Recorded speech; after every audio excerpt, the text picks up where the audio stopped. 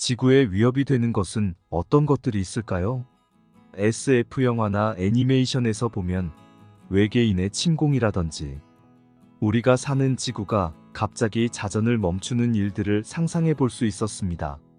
그중 커다란 소행성이 지구와 충돌하는 이야기를 소재로 한 영화도 있었습니다.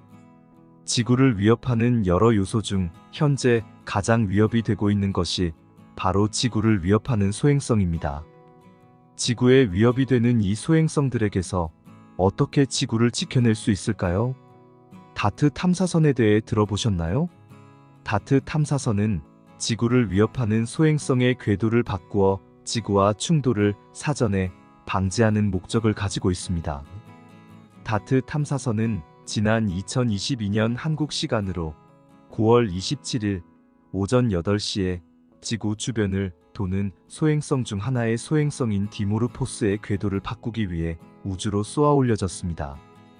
디모르포스는 자신보다 더 큰 소행성 디디모스의 주위를 11시간 55분 주기로 공전하는 지름 160m의 작은 소행성입니다.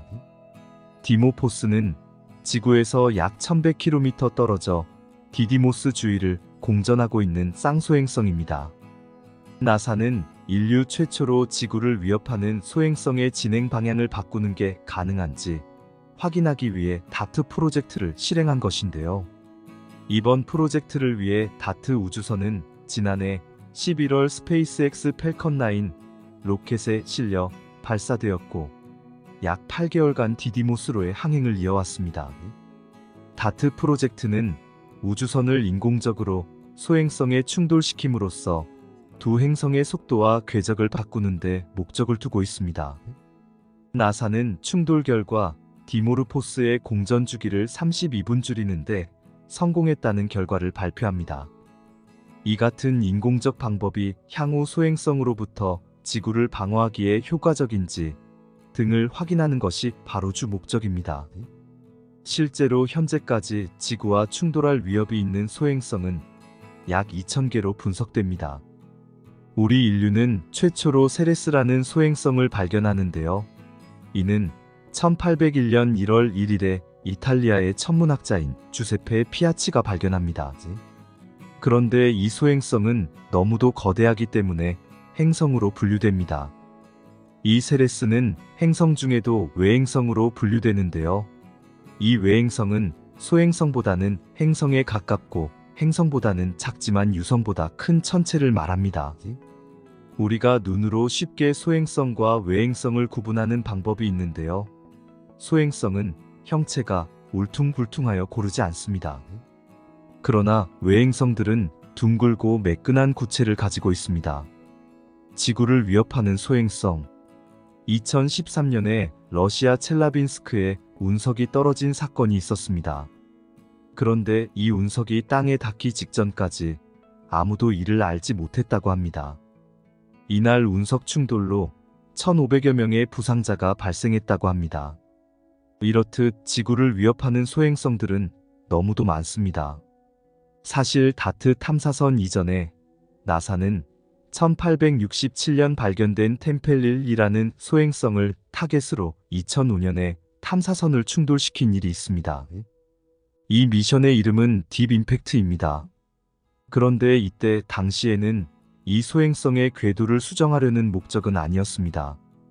이 딥 임팩트의 주 미션은 소행성의 핵에 탐사선을 충돌시켜서 충돌 크레이터를 만들 목적이었습니다. 그렇게 충돌시키면 소행성의 구성물질을 외부로 날려보내게 되고 이 물질을 우주선에서 분석하려 했습니다. 그렇게 소행성의 형성 과정을 정리할 수 있을 것으로 기대했습니다. 딥 임팩트는 두 부분으로 나누어져 있습니다. 하나는 충돌기, 또 다른 하나는 물질을 분석할 우주선입니다. 이 충돌기는 주 성분이 구리로 만들어졌는데 구리를 사용한 이유는 이 소행성의 성분과 섞이지 않기 위해 구리를 사용했습니다. 그런데 왜 하필 구리일까요?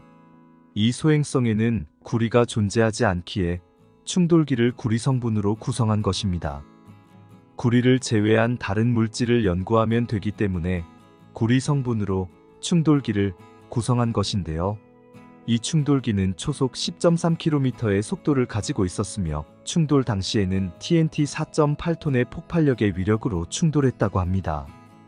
그 결과 소행성에 직경 150m의 크레이터를 만들게 되었습니다. 뒤쪽에 있던 물질 분석 우주선은 이 소행성에 먼지가 많고 소량의 얼음을 관측하게 됩니다. 이렇게 나사는 1998년부터 소행성의 형성 물질을 알아보는 동시에 지구를 위협할 수 있는 소행성들의 궤도를 본격적으로 관측하기 시작하는데요. 지구를 위협하는 소행성의 기준을 직경 1km 이상의 천체 중에서 지구와 충돌할 가능성이 높은 물체를 찾아 추적하기 시작합니다. 지금까지 지구에 근접한 천체를 약 25,000개 정도 발견하게 됩니다.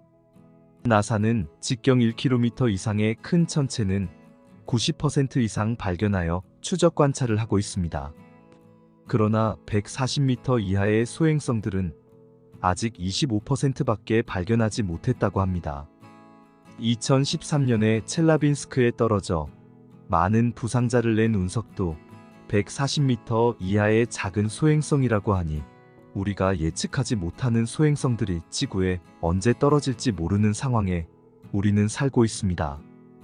그래서 미국에서는 나사의 산하 조직인 PDCO, 즉 행성방위 조정국을 조직해 지구에 위협이 되는 전체를 추적하고 대응하기 위한 노력을 하고 있습니다. 이들은 지상과 우주의 모든 망원경을 다 활용해 소행성의 위험성을 분류하고 이들을 추적하는 임무를 수행하고 있습니다. 이 조직에서는 PHO, 즉 지구 위협 천체로 따로 분류하여 24시간을 추적하고 있습니다. 지구를 위협하는 소행성을 추적 관찰하기만 하면 될까요? 실제로 위협이 되는 소행성을 방어할 방법도 필요합니다. 1998년 아마겟돈이라는 영화를 아시나요? 이 영화에서는 소행성 충돌이 임박한 상황에서 지구를 지키기 위해 핵폭탄을 들고 우주로 파견된 석유 시추 전문가들의 이야기를 다루고 있습니다. 이렇게 소행성을 핵으로 폭파시키는 것이 과연 효과가 있을까요? 오히려 방사능에 오염된 여러 소행성 파편들로 인해 지구가 더욱 위험해질 수 있습니다. 그렇다면 소행성을 안전하게 막는 방법이 없을까요? 그래서 소행성의 궤도를 바꿀 다트 미션이 실시된 것입니다. 이 다트 미션의 주요 목표는 지구로 근접하는 물체의 우주선을 충돌시켜 기존의 궤도를 변경해보는 실험입니다. 이른바 쌍소행성 궤도 수정 실험인데요. 쌍소행성은 약 780m 크기의 디디모스 주변을 도는 163m 크기의 디모르포스가 있었는데요. 다트 탐사선은 디디모스보다 상대적으로 작은 디모르포스의 궤도를 수정하는 미션을 수행한 것입니다. 다트 탐사선이 디모르포스에 부딪혔을 때 얼마나 궤도가 수정되었는지 관측할 수 있다면 앞으로 어떤 크기의 소행성을 어떤 힘으로 부딪혔을 때 궤도 수정이 이루어지는지를 파악할 수 있는 기준을 마련할 수 있는 중요한 실험이었습니다. 다트 탐사선이 드디어 디모르포스의 충돌에 성공하게 되는데요. 그 결과 먼지가 반원을 그리며 퍼지게 되고 지상과 우주의 여러 망원경들이 그 광경을 목격하게 됩니다. 과연 디모르포스의 궤도는 변경되었을까요? 결과는 성공적이었습니다. 디디모스를 도는 공전 시간을 32분이나 줄이게 됩니다. 이로써 우리 인류는 천체의 궤도를 바꿀 수 있게 되었습니다.